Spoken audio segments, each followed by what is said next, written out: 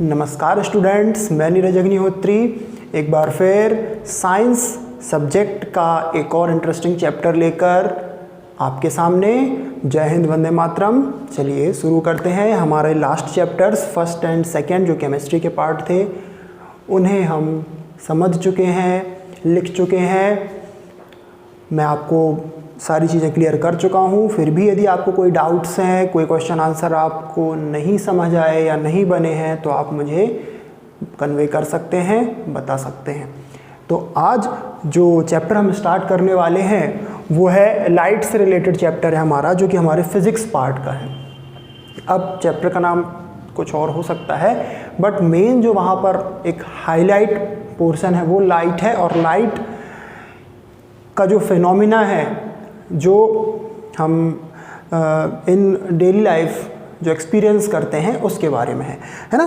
तो भाई लाइट के बारे में हम बात कर लेते हैं कि लाइट क्या है, लाइट का फिनोमिना जो कि हम डेली समझते हैं, देखते हैं क्या है, जैसे हम एक्सपीरियंस करते हैं वो क्या है। तो सबसे पहले हम बात करते हैं कि भाई लाइट क्या है। तो लाइट सिंपल सी बात है कि it is a form of energy. It is a form of energy. अब ये किस टाइप की एनर्जी है ना। It is a form of energy मतलब ये एक एनर्जी है। तो कैसी एनर्जी है? विच कैपेबल अस टू सी, जो कि हमें देखने के काबिल बनाती है।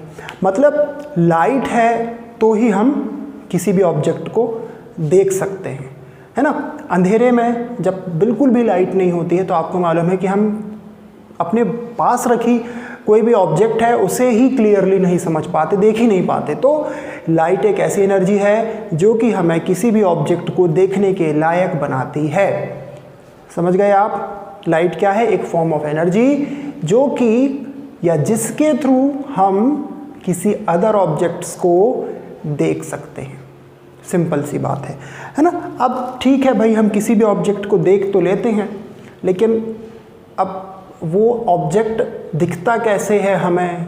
कोई तो ऐसा रीज़न होगा कि वो ऑब्जेक्ट हमारे सामने रखा है, आगे रखा है, पीछे रखा है, आजू रखा है, कहीं भी रखा हुआ है, लेकिन हम देख लेते हैं। तो कैसे देख लेते हैं? तो कुछ फिनोमेना होते हैं लाइट से रिलेटेड जिनके थ्रू जो है हम किसी भी ऑब्जेक्ट को देख पाते हैं। आप लोगों ने पहले पढ़ा भी होगा reflection of light, refraction of light, और भी बहुत सारी चीज़ें हैं जो कि लाइट से रिलेटेड हैं।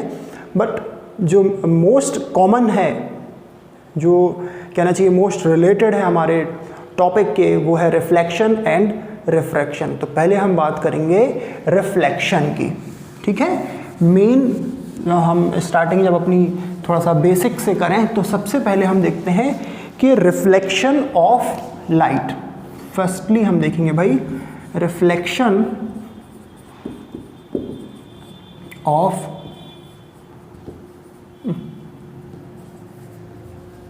लाइट। रिफ्लेक्शन ऑफ लाइट क्या है?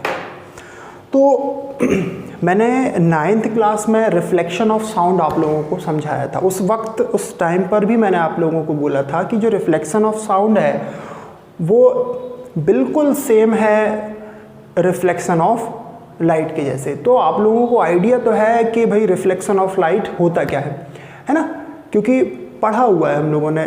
जो साइंस सब्जेक्ट है वो 6th 7th 8th क्लासेस से ही हमें जो है वो बेसिक चीज़ें सिखाना स्टार्ट कर देता है। तो रिफ्लेक्शन के बारे में काफ़ी नॉलेज है हम लोगों को, लेकिन फिर भी हम एक सिंपल सी लैंग्वेज में यदि बात करें रिफ्लेक्शन ऑफ लाइट की, तो भाई रिफ्लेक्शन ऑफ लाइट सीधी सी बात ये है कि एक लाइट रे है जो कि स्ट्रेट लाइन में ट्रेवल कर रही है। अब स्ट्रेट लाइन में ही लाइट रे जो है वो ट्रेवल करती है, इसका पता हम कैसे लगाएं?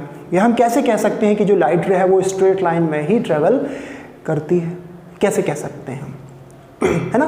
तो एक सिंपल सा यदि मैं आपको एक्सपेरिमेंट के थ्रू समझाऊं, या जनरली हम अपने डेली लाइफ में भी ये चीज़ एक्सपीरियंस करते हैं कि पीछे हमारे बल्ब जल रहा है, और या हम बाहर की बात कर लेते हैं, यदि हम कहीं बाहर खड़े हुए हैं और हमारे बैक साइड में या फ्रंट में यदि सन है तो हमारे जो जिस डायरेक्शन में सन है उसके ऑपोजिट डायरेक्शन में हमारी शैडो बनती है। तो इससे क्या हुआ, तो देखिए होता क्या है कि भाई मान लीजिए यहाँ पर सन जो है वो शाइन कर रहा है, हम यहाँ पर खड़े हुए हैं तो हमारी शैडो कहाँ पर है, यहाँ पर बननी चाहिए, मतलब जो है ना कुछ इस डायरेक्शन में बननी चाहिए। तो अब ये लाइट जो है वो हमारी बॉडी पर जब पड़ती है तो क्या होगा, तभी होगा ये कि हमारा जो बॉडी है वो उस ट्रैवल करते हुए जो लाइट है उसको रोक देता है।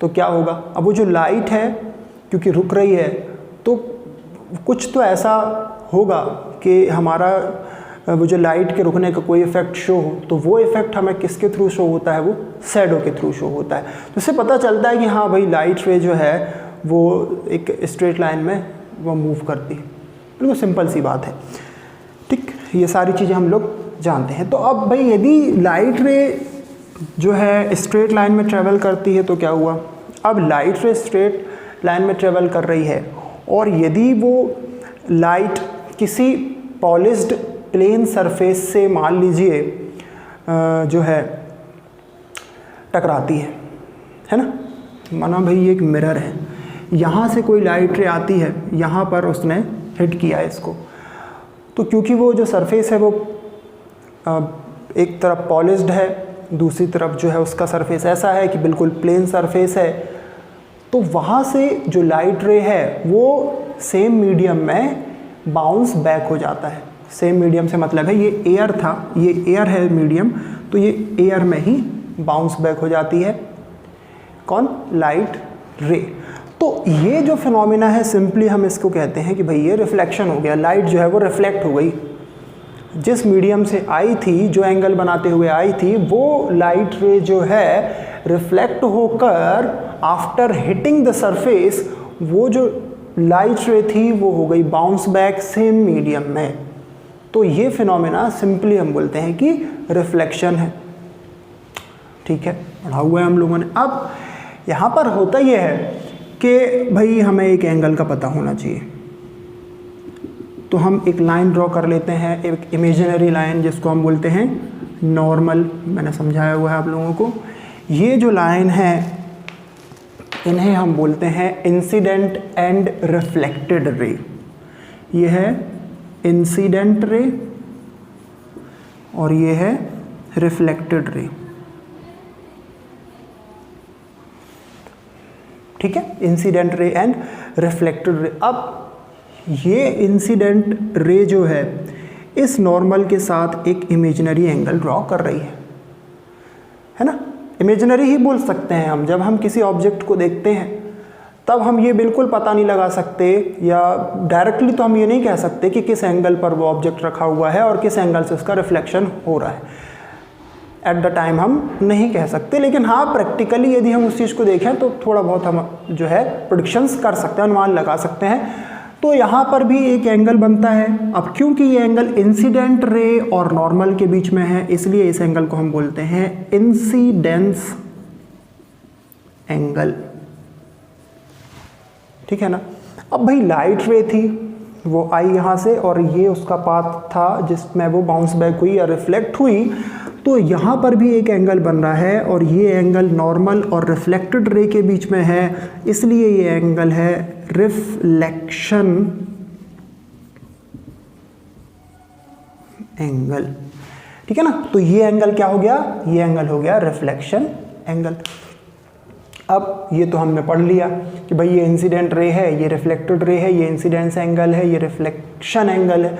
अब हम लोगों ने कुछ लॉज के बारे में भी सुना हुआ है कि रिफ्लेक्शन होता है तो कुछ जो सर्टेन लॉज हैं वो फॉलो करने चाहिए। यदि वो लॉज फॉलो नहीं करता है कोई सरफेस या इंसिडेंट रे, रिफ्लेक्टेड रे, तो वहाँ पर जो है रिफ्लेक्शन होना या प्रॉपर रिफ्लेक्शन होना जो है वो पॉसिबल नहीं होता है ना। तो इन लॉज की बात हम कर लेते हैं कि ये लॉ जो हैं ये क्या है। तो फर्स्ट लॉ, जब भी हम प्रॉपर रिफ्लेक्शन की बात करते हैं तब ये होगा कि of incidence is equals to the angle of reflection.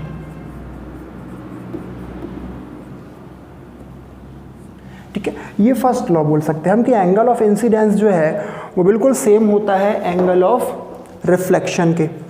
ठीक है, होता है, ये फर्स्ट लॉ बोल दिया हमने, मतलब ये वाला एंगल और ये वाला एंगल भाई सेम होना चाहिए, तब तो वहाँ पर प्रॉपर रिफ्लेक्शन होगा, है ना। जो साइज ऑब्जेक्ट का है वही सेम साइज हमें इमेज का भी देखने को मिलेगा।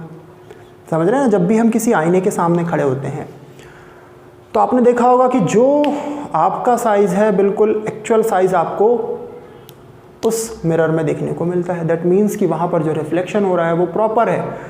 उस मिरर का जो सरफेस है वो बिल्कुल प्लेन सरफेस है। यदि उसमें कहीं पर बम्प्स हैं उस मिरर में, तब फिर आपको हो सकता है कि आपकी जो इमेज वहाँ पर दिखे वो थोड़ी सी जो है वो छोटी बड़ी हो सकती है, या कहीं पर कुछ पैचेस जो है वो बनते हुए आपको नज़र आएंगे आपकी इमेज में, है ना। ऐसा होता है इसमें। तो भाई फर्स्ट जो है ये है लॉ।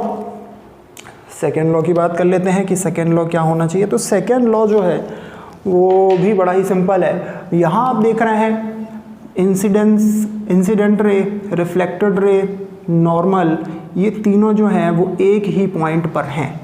मान लीजिए यहाँ पर इंसिडेंट रे है और यहाँ पर एक पॉइंट है और यहाँ से हम नॉर्मल बनाए, तो ये और रिफ्लेक्टेड रे जो है वो कहीं और यहाँ कहीं से जा रही है, तो क्या ऐसे आप रिफ्लेक्शन कहेंगे क्या? बिल्कुल नहीं कहेंगे। हम ऐसे तो रिफ्लेक्शन कह ही नहीं सकते। क्यों? क्योंकि इंसिडेंट रे कहीं है, रिफ्लेक्टेड रे कहीं है, और जिस सरफेस से उन्हें बाउंस बैक होना चाहिए वहाँ पर इंसिडेंट और रिफ्लेक्टेड रे जो है वो सेम पॉइंट पर आकर टच हो ही नहीं रही है, तो फिर वो बाउंस बैक होकर इंसिडेंट रे रिफ्लेक्टेड कैसे होगी, है ना। तो इसका मतलब ये है कि भाई ये जो इंसिडेंट रे है, रिफ्लेक्टेड रे है और नॉर्मल है, ये तीनों जो है एक ही पॉइंट पर होना चाहिए और एक ही प्लेन पर होना चाहिए। इसका मतलब क्या हुआ कि हमारा जो सेकेंड लॉ बनता है, this law is should be incident ray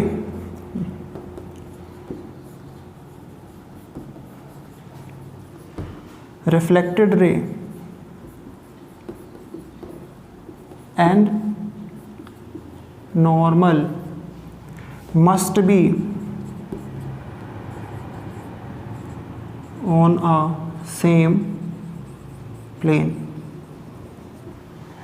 मतलब कि इंसिडेंट रे है, रिफ्लेक्टेड रे है और नॉर्मल है, उनको जो है वो हमेशा सेम प्लेन पर होना चाहिए। भाई ये सिंपल सा एक जो है ये लॉजिक है जो कि अपन समझ सकते हैं कि यदि इंसिडेंट रे कहीं और जा रही है, रिफ्लेक्टेड रे कैसे फिर हमको बोल सकते हैं कि प्रॉपर रिफ्लेक्शन वहाँ पर होगा, है ना। तो प्रॉपर रिफ्लेक्शन के लिए हमें ये दो लॉज जो हैं वो रिफ्लेक्शन के अंदर पता होने चाहिए या फॉलो करना चाहिए किसी भी लाइट रे को, तभी वहाँ पर एक रिफ्लेक्शन जो है वो हो सकता है। अब हमने रिफ्लेक्शन तो समझ लिया कि भाई रिफ्लेक्शन ऑफ लाइट क्या है, उसके लॉज क्या हैं, बट इनका हम यदि यूज़ देखें तो फिर कहाँ पर, है ना। लाइट देखा हमने, लाइट का ये पार्ट तो हमने देख लिया है। अब बात करते हैं नेक्स्ट।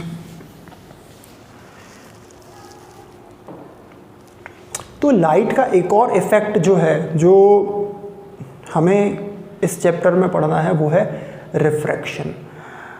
रिफ्रैक्शन जो है वो बहुत सारी चीज़ों में हमें यहाँ पर जो है वो एज ए एप्लीकेशन देखने को मिलेगा कि भाई रिफ्रैक्शन जो है वो स्टार्स जब ट्विंकल करते हैं तब रिफ्रैक्शन का यूज़ होता है, और भी बहुत सारी चीज़ें आपको यहाँ पर इस चैप्टर में उस कॉन्सेप्ट से रिलेटेड मिल जाएंगी, जो कि मैं आपको एक के बाद एक समझाने की पूरी कोशिश करूँगा। तो नेक्स्ट हम देख लेते हैं कि भाई लाइट का एक और फिनोमिना जो है वो है रिफ्रैक्शन। स्पेलिंग में कहीं ए की जगह पर ई या ई की जगह पर ए है वो, तो आप लोगों से देख लीजिएगा। तो अब रिफ्लेक्शन तो बिल्कुल मतलब स्ट्रिक्ट था कि वहाँ पर एक प्लेन सरफेस होना चाहिए जिसका जो अदर सरफेस हो या बैक सरफेस हो वो पॉलिश्ड हो, ठीक है। लेकिन रिफ्रैक्शन के साथ ऐसा नहीं है। अब रिफ्रैक्शन क्या है भाई? रिफ्रैक्शन में ये है कि मान लीजिए कोई ऐसा सरफेस है जो कि पूरा का पूरा ग्लास का बना हुआ है या अदर कोई मीडियम भी हो सकता है और एयर भी हो सकती है ना, वो क्या ना चाहिए, वैक्यूम भी हो सकता है, कोई भी मीडियम हो सकता है। अब मान लीजिए कि एक लाइट रे जो है वो ट्रैवल कर रही है, तो लाइट रे जब ट्रैवल कर रही है, ये बहुत ब्रॉड फिनोमेना है। पहली बात तो मैं आपसे बता दूं कि जो रिफ्रैक्शन है वो बहुत ब्रॉड फिनोमेना है। तो अब लाइट जब ट्रैवल कर रही है तो क्या होगा कि लाइट के ट्रैवल करने में ज़रूरी नहीं है कि हमेशा वो एक ही मीडियम में ट्रैवल करती रहे। हो सकता है कि कभी वो एयर में हो, कभी वो वैक्यूम में हो, या कभी आपने ये भी सुना होगा कि अलग अलग टाइप्स के गैसेस हैं। ये कहना चाहिए जो हमारा एटमॉस्फेयर है या हमारा जो एयर जो हम पढ़ते हैं, ये बहुत सारी गैसेस का मिक्सअप है ना। और हर जो गैस है उसकी डेंसिटी होती है डिफरेंट। तो होगा क्या कि जब भी लाइट रे जो है ये एक मीडियम से दूसरे मीडियम में या एक डेंसिटी वाले मीडियम से दूसरी डेंसिटी वाले मीडियम में ट्रैवल करती है, तो इसके पाथ में कुछ डिफ्लेक्शन देखने को मिलता है। डिफ्लेक्शन दैट मीन्स कि इसका जो सीधा चलना है वो हमेशा पॉसिबल नहीं होता, कभी कभी वो अपने पाथ से जो है थोड़ा सा डिफ्लेक्ट हो जाती है, ठीक है ना। इसको बोलते हैं अपन रूट से थोड़ा सा हट जाना, उसका जो रूट जो बना हुआ है पाथ उससे थोड़ा सा हट जाना। थोड़ा सा मतलब ऐसा नहीं कि पूरा ही हट जाना, है ना। जैसे कि हमने रिफ्लेक्शन में देखा कि भाई ये लाइट रे थी वो ऐसा बैंड हो गई, पूरा ही बैंड हो गई, बट इन रिफ्रैक्शन ऐसा नहीं होता। रिफ्रैक्शन में क्या होगी, भाई ये एक लाइट रे चल रही थी, हल्का सा बैंड होके चलने लगी, फिर हल्का सा बैंड, तो ये चीज़ रिफ्रैक्शन है ना। यहाँ पर टोटल रिफ्लेक्शन जैसा जो है वो हमें देखने को नहीं मिलता। तो अब ये होता कैसे है? तो देखिए रिफ्रैक्शन में एक चीज़ तो हमें ये समझनी पड़ेगी कि जब मैंने बोला कि भाई अलग अलग मीडियम्स में ट्रैवल करती है लाइट, तब की बात कर रहे हैं। अब अलग अलग मीडियम में जब ट्रैवल करती है तो वो मीडियम दो टाइप के हो सकते हैं, है ना। मेन चीज़ यहाँ पर है मीडियम। रिफ्रैक्शन के लिए जो हमें मेन कॉन्सेप्ट पता होना चाहिए वो है मीडियम का कॉन्सेप्ट। अब ये मीडियम क्या होते हैं? मीडियम दैट मीन्स कि लाइट किन मीडियम्स में ट्रैवल कर रही है। अब वो मीडियम एयर भी हो सकता है, वो मीडियम वैक्यूम भी हो सकता है, वो मीडियम जो है वो ग्लास भी हो सकता है, वो मीडियम कुछ भी हो सकता है, वाटर भी हो सकता है ना। तो भाई मीडियम दो तरीके के होंगे, एक होता है डेंस मीडियम और एक होता है रेयर मीडियम। दो मीडियम है, डेंस मीडियम और रेयर मीडियम। डेंस मतलब कि जिसकी डेंसिटी ज़्यादा हो, जिसके जो कहना चाहिए कॉन्स्टिट्यूएंट पार्टिकल्स है वो बहुत क्लोज पैक्ड हो, वो डेंस मीडियम होगा। और जिसके जो है वो रेयर मतलब बहुत ज़्यादा क्लोजली पैक्ड ना हो, वो रेयर मीडियम होगा। सिंपल सी बात है। यदि हम इसको एक डायग्राम के थ्रू समझते हैं तो मान लीजिए ये एक मीडियम है, इसमें जो पार्टिकल्स हैं वो बिल्कुल इतने क्लोजली पैक्ड हैं कि हम उनके बीच का गैप ही नहीं समझ पा रहे हैं, है ना। तो ये जो है ये एक डेंस मीडियम है। जबकि मैं रेयर मीडियम की बात करता हूँ तो रेयर मीडियम मान लीजिए भाई ये कोई मीडियम है जिसके जो कंस्टिट्यूएंट पार्टिकल्स हैं वो कुछ इस तरीके से, तो यहाँ पर बीच में बहुत सारे गैप्स हैं। ये कहना चाहिए उतना डेंस वो नहीं है इन कंपैरिजन टू यदि हम डेंस मीडियम की बात करते हैं। अब लाइट का जो ट्रैवल होना है वो रेयर और डेंस मीडियम पर कैसे डिपेंड करता है ये ज़रा हम देख लेते हैं।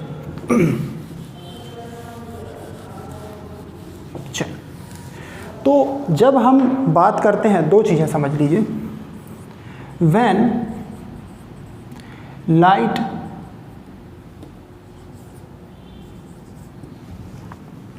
travels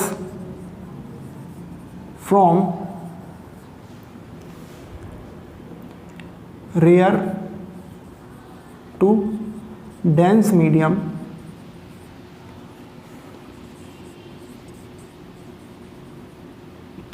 it bends towards normal.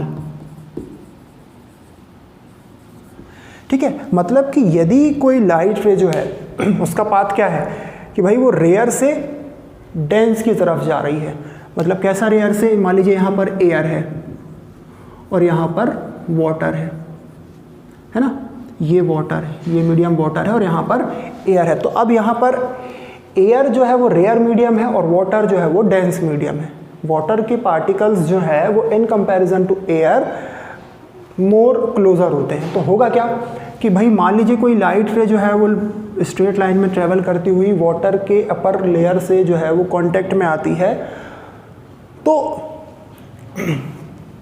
क्या होगा कि वो जो लाइट रे है वो बेंड हो जाएगी किसकी तरफ, नॉर्मल की तरफ। नॉर्मल जो मैंने आपसे बताया था कि यहाँ पर यदि यहाँ पर मैं एक इमेजिनरी लाइन बना लेता हूँ, ये जिसे हम नॉर्मल बोलते हैं, तो बेंड हो जाएगी नॉर्मल की तरफ। यानी कि ये उसका पाथ होना चाहिए, बट एक्चुअल पाथ ये ना हो के ये हो जाता है, ये उसका एक्चुअल पाथ होना चाहिए। But because of the phenomena of refraction rare to denser medium, वो जो लाइट रे है वो नॉर्मल की तरफ जो है वो बेंड हो जाती है।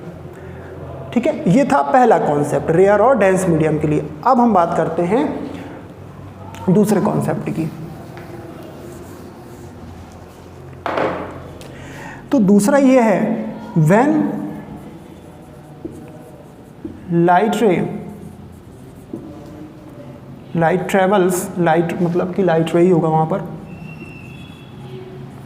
From dense to rare medium, it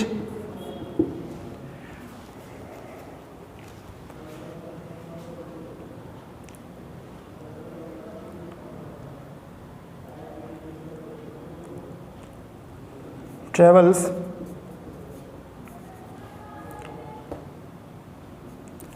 outwards the normal. मतलब कि आउटवर्ड्स से मतलब है, टूवर्ड्स मतलब तरफ, नॉर्मल की तरफ, और आउटवर्ड्स मतलब है उससे थोड़ा सा दूर। तो होगा क्या कि भाई जब लाइट रे जो है वो डेंस से रेयर मीडियम में जाएगी तो वो नॉर्मल से जो है वो दूर हट जाएगी, है ना। वो नॉर्मल की तरफ झुकेगी नहीं, वो नॉर्मल से दूर हट जाएगी। अच्छा कैसे, तो जो हमने अभी लिया था, अब यहाँ पर वाटर, यहाँ एयर थी, और वाटर के बाद मान लीजिए फिर से एयर आ जाता है। ठीक है, ये वाटर था, समझ लीजिए अच्छे से। ये भाई एक लाइट रे है, इसको थोड़ा सा और सीधा कर लूँ मैं, ये लाइट रे है, ये नॉर्मल है, ये नॉर्मल लाइन ड्रॉ कर लेते हैं हम। ये इसका पाथ होना चाहिए एक्चुअल, बट थोड़ा सा बेंड हो जाती है डेंस मीडियम में आते वक्त, ये उसका एक्चुअल पाथ है। ठीक है, अब ये एयर की लेयर है, मान लीजिए ये एयर की लाइन है, समझने के लिए बना रहा हूँ मैं। तो जब ये वाली जो बेंड होने वाली लाइन जो है वो यहाँ से आकर टकराती है तो ये एक और नॉर्मल फॉर्म होगा। ठीक है ना। अब इसका पाथ क्या होना चाहिए, ये होना चाहिए, बट ये इस पाथ में ना चलकर ये जो नॉर्मल बना हुआ है इससे दूर हट जाती है। दैट मीन्स कि ये पाथ ना होकर इसका ये पाथ हो जाता है, ये नॉर्मल की तरफ ना जाकर ये नॉर्मल से दूर होकर चलने लगती है। ठीक है, तो ये चीज़ जो है वो हमें देखने को मिलती है जब कोई लाइट रे जो है वो रेयर से डेंस और डेंस से रेयर मीडियम में ट्रेवल करती है। तो यही जो चीज़ है कि व्हेन अ लाइट रे रिफ्लेक्ट तो नहीं बोलना चाहिए इसको, क्या बोलते हैं इसको, when a light ray travels from one medium to another, that means it should be rare to denser or denser to rare, then it deviates from its path। अब ये डेविएशन कैसा हो सकता है, तो ये भाई नॉर्मल की तरफ भी हो सकता है और नॉर्मल से दूर भी हो सकता है। तो ये जो फिनोमेना है यही क्या है, रिफ्रैक्शन है, जो कि मैंने आपको इन सारी चीज़ों के थ्रू जो है वो समझाया है। यहाँ पर यदि कुछ आपको लग रहा हो वर्ड्स में तो आप लोग देख लीजिएगा। बाकी दो मेन चीज़ें हैं जो कि हमें रिफ्रैक्शन में समझनी थी। अब जैसे कि रिफ्लेक्शन के कुछ लॉज होते हैं, वैसे ही रिफ्रैक्शन के भी लॉज होते हैं। भाई रिफ्रैक्शन के क्या लॉज होते हैं या क्या नहीं होते हैं, वो मैं जो है आपको अगले वीडियो में समझाने की पूरी कोशिश करूँगा। तो फ़िलहाल जो हमने यहाँ पर अभी तक समझा था, इसको जो है देखें, समझें कि रिफ्लेक्शन क्या है, रिफ्रैक्शन क्या है, और जो पिछली चीज़ें जो हम क्वेश्चन आंसर्स की बात करते हैं फर्स्ट और सेकंड चैप्टर, उन्हें आप कंप्लीट करें, जिससे मैं आपको ये जो फिज़िक्स का हमारा पार्ट जो हमने स्टार्ट किया है उसके क्वेश्चन आंसर्स भी आपको जल्दी से जल्दी एक्सप्लेन कर सकूं और आप कंप्लीट करें उन्हें। तो नेक्स्ट वीडियो में मिलते हैं। जय हिंद, वंदे मातरम। घर पर रहें, स्वस्थ रहें। धन्यवाद।